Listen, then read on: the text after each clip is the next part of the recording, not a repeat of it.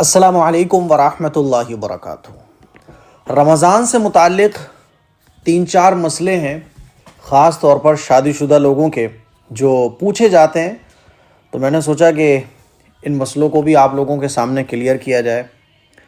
ایک سوال کل ہی ایک بھائی پوچھ رہے تھے کہ مفتی صاحب ناپاکی میں سحری کرنا کیسا ہے؟ مان لیجیے آپ ناپاک ہو گئے اور جب آپ کی آنکھ کھلی تو سحری کا ٹائم بہت شارٹ تھا، اگر آپ نہانے جاؤ گے تو سحری نکل جائے گی۔ تو ناپاکی کی حالت میں سحری کرنا یا ناپاکی کی حالت میں روزہ رکھ لینا، کیا اس سے روزہ ہو جاتا ہے؟ تو اس مسئلے کو اچھے طریقے سے آپ سمجھ لیں کہ ناپاکی کی حالت میں سحری کرنے سے کوئی فرق نہیں پڑتا ہے، آپ کے روزے کی نیت ہو جائے گی اور آپ کا روزہ شروع ہو جائے گا۔ یا اسی طرح سے آپ کی آنکھ کھلی تو سحری کا ٹائم ختم ہو چکا تھا اور آپ ناپاکی کی حالت میں ہیں، تو آپ روزے کی نیت کر سکتے ہیں۔ ناپاکی کی حالت میں روزے کی نیت سے روزہ ہو جاتا ہے، ٹھیک ہے۔ باقی یہ ہے کہ مان لیجئے آپ رات کو ناپاک ہوئے تو بہتر یہ ہے کہ آپ غسل کر کے ہی سوئیں، پاکی کی حالت میں ہی سوئیں۔ لیکن ہو جاتا ہے ایسا، مان لیجئے احتلام ہو گیا یا ناپاکی کی حالت میں آپ کو نیند آ گئی اور صبح جب آنکھ کھلی تو صاحب ٹائم بہت شارٹ ہے، تو آپ سحری ناپاکی کی حالت میں کر سکتے ہو، اس کے بعد غسل وغیرہ کر کے نماز پڑھنے جا سکتے ہیں۔ یا مان لیجیے آپ کی آنکھ صبح کھلی 8-9 بجے کے ٹائم اور ناپاکی کی حالت میں آپ سو گئے تھے، ہے نا، یا صبح آپ اٹھے تو ناپاک تھے۔ کل ملا کے یہ ہے کہ ناپاکی کی حالت میں بھی روزہ ہو جاتا ہے، سحری ہو جاتی ہے، ٹھیک ہے۔ اچھا، دوسرا مسئلہ ہے، اور یہ بھی کئی لوگوں نے پوچھا کہ مفتی صاحب رمضان کے مہینے میں میاں بیوی کا ایک دوسرے سے ملنا کیا ناجائز اور حرام ہو جاتا ہے؟ تو ایسا نہیں ہے۔ دن میں، یعنی جب روزہ رہتا ہے ہمارا، سحری کا ٹائم ختم ہونے سے لے کر افطار کا ٹائم شروع ہونے تک، یہ روزے کا ٹائم ہوتا ہے۔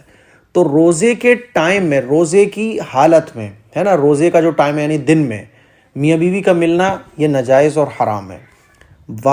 باقی جیسے ہی افطار کا ٹائم شروع ہوا تو افطار کا ٹائم شروع ہونے سے لے کر سحری کا ٹائم ختم ہونے تک میاں بیوی ایک دوسرے سے ملاقات کر سکتے ہیں۔ رمضان میں میاں بیوی کا ملنا حرام جو ہے وہ دن میں ہے، یعنی روزہ ہمارا جب سے لے کر جب تک رہتا ہے، صبح سے لے کے افطار کے ٹائم تک ہمارا روزہ رہتا ہے، تو اس ٹائم میں میاں بیوی کا ملنا ناجائز اور حرام ہے۔ باقی رمضان کی راتوں میں میاں بیوی ایک دوسرے سے ملاقات کر سکتے ہیں اور یہ کوئی گناہ نہیں ہے، ٹھیک ہے۔ بعض لوگ جو ہے نا جان کر بھی نہیں ملتے ہیں، تو ایسا نہیں ہے بھائی، جائز ہے، اور جو چیز جائز ہے شریعت کی نظر میں آپ اس کو کر سکتے ہیں، تو میاں بیوی ایک دوسرے سے ملاقات کر سکتے ہیں۔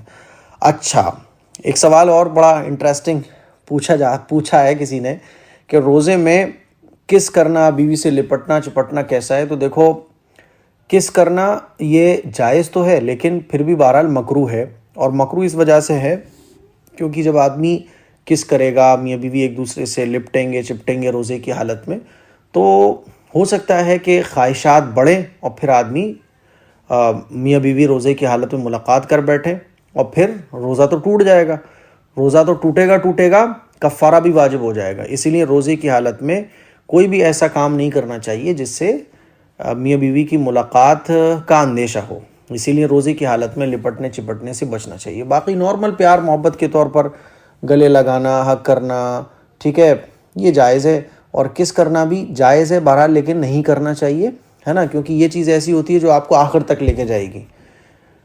اور کس کرتے ہوئے مان لیجیے اگر تھوک اندر چلا جاتا ہے میاں بیوی میں سے کسی کا بھی، ہے نا، تو آپ کا روزہ بھی بریک ہو جائے گا، اسی لیے ان چیزوں سے بہرحال بچنا چاہیے۔ افطار کے بعد سے لے کر سحری کا ٹائم ختم ہونے تک آپ کے پاس پورا ٹائم ہے، میاں بیوی آپ ایک دوسرے سے پیار محبت کے معاملات کر سکتے ہیں۔ سحری کے بعد شوہر بیوی کا ساتھ سونا، تو بھائی یہ بالکل جائز ہے نا، اس میں کوئی حرج کی بات نہیں ہے۔ سحری کرنے کے بعد شوہر بیوی ایک دوسرے کے ساتھ سو سکتے ہیں، ایک ہی بیڈ پر ایک ہی بستر میں، اس میں کوئی حرج کی بات نہیں ہے، ٹھیک ہے۔ تو مجھے امید ہے کہ یہ جو مسائل ہیں وہ آپ کو بہت اچھے طریقے سے سمجھ آ گئے ہوں گے۔